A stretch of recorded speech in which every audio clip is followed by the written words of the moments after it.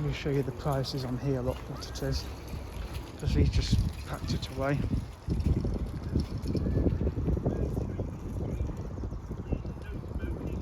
And that's the exit and entrance there. So here's the prices, the accept card only.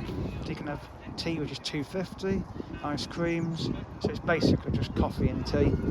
It's an old little truck.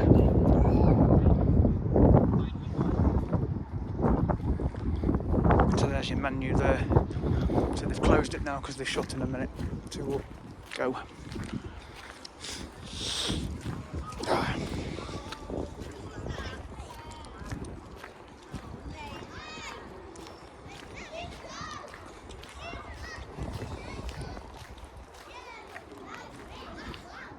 So there's the prices there.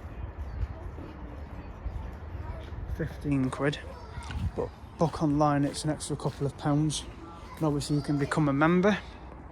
So just scan that QR code there. £35 for the year.